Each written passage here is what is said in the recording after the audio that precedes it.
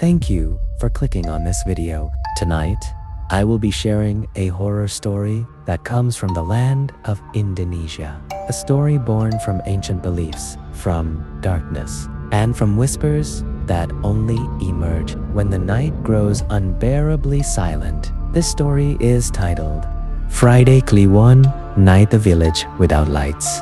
It tells the tale of a remote village that deliberately chose to live in darkness.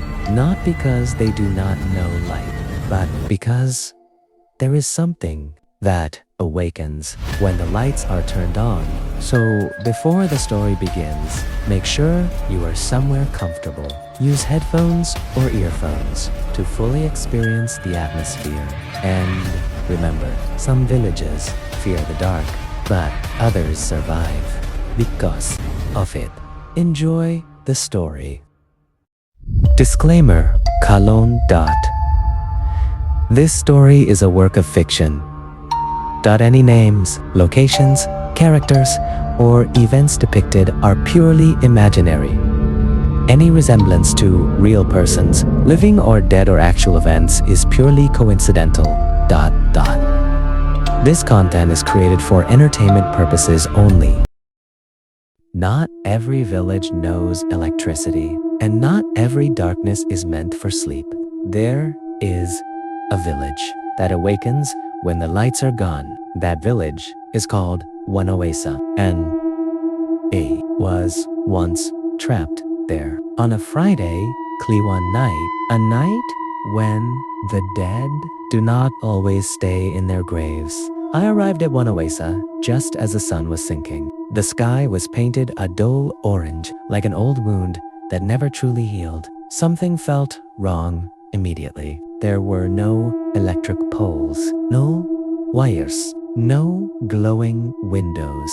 Wooden houses lined the dirt road, silent and dark. No televisions, no radios, only the smell of wet soil and the sound of wind brushing against banana leaves. The driver who dropped me off hesitated before leaving. "You shouldn't enter after sunset," he said quietly. "Why?" I asked. He stared down the dirt road for a long time, then whispered, "After dark. That village is not meant for the living." The vehicle turned around. I was alone. As I walked deeper into Wanawesa, the air grew heavier, as if something invisible was pressing against my chest. An old man sat in front of a wooden house, smoking a hand-rolled cigarette. The burning ember was the only light around him. "You're not from here," he said. I nodded. He leaned closer and whispered, "If you want to stay alive, do not turn on any lights tonight." I stayed at the home of the village head, a man named Pak Wir. His house was the largest in Wanawesa and the quietest. We ate dinner under a small oil lamp. Its flickering flame cast long shadows on the walls, shadows that moved even when we did not. "There are rules in this village," he sighed calmly, "rules that were never written." He paused. "No electric lights. If you hear something jumping at night, do not open the door. And if you see something standing outside," he looked straight into my eyes, "never speak its name." I swallowed. "What name?" I asked. Pakwerio extinguished the oil lamp. Darkness swallowed the room. "From the darkness?" he whispered. "Pochong." The wall clock froze at 11:59 p.m. Its second hand trembled, then stopped. My wristwatch showed the same time. Time itself was locked in this village, and at the moment the night should have ended, I heard it. Thud, thud, thud, like a heavy sack being dropped onto the ground. Not footsteps, not human. Something was jumping. The roof shook violently. Dust rained down from the ceiling. The wooden beams groaned under sudden weight. Then, silence.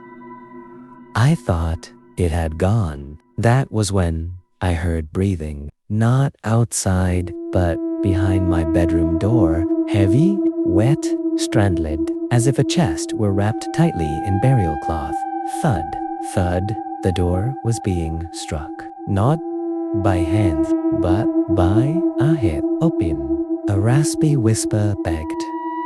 My legs trembled. I peered through a crack in the door, and I saw it. A pokong stood inches away. Its burial shroud was dirty and torn, its hands bound tightly to its chest, its feet hovering slightly above the floor. But its face was empty. No more eyes, no nose, no mouth. Yet, somehow, I knew it was staring directly at me. From outside the house, Paquirio screamed, "Don't say its name." My lips moved on their own. Peo, peo, bo. Cres.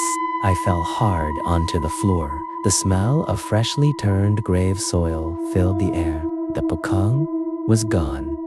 Paquirio dragged me outside. The entire village was submerged in absolute darkness. In the distance, shadows leaped across the ground. Not one, many. The main road was gone. In its place stood a graveyard. Every Friday, Kliwon, Paquirio said, this village is sealed off from the outside world. Graves began to open. Hands pushed through soil. Bodies wrapped in shrouds jumped free. The names on the headstones were all the same. Sutrisno. Are they all one person? I asked. Paquirio nodded.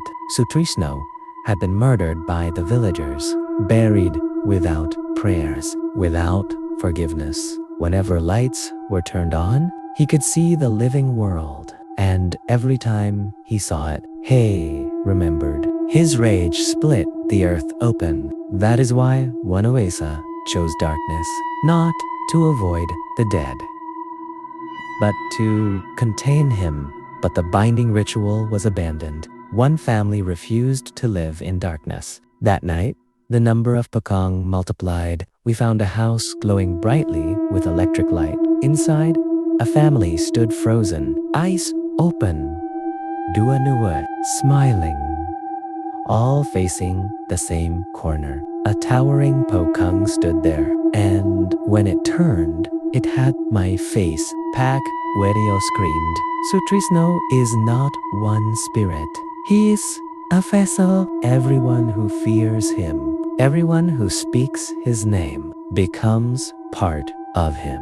This village is not haunted. It is being harvested. As dawn approached, a rooster crowed. The graves closed. The road returned. I stood at the edge of the village, alone. Paquirio never came out. The villagers later said there had never been a village head named Paquirio. What they did know was this: every Friday Kliwon, someone must stay behind, so others may leave. I left one Wesa. At least my body did, because even now, every Friday Kliwon, the clock in my house stops at 11:59 p.m. The lights flicker on their own, and on my bathroom mirror, words appear in the steam. It's your turn to stand watch. If you enjoyed this story, don't forget to like, leave a comment, and subscribe to the channel. Your support helps this channel grow and allows me to bring you more dark stories like this. And if you have any suggestions or feedback, feel free to share them in the comments. They truly help make future content even better. Thank you for listening, and see you in the next story.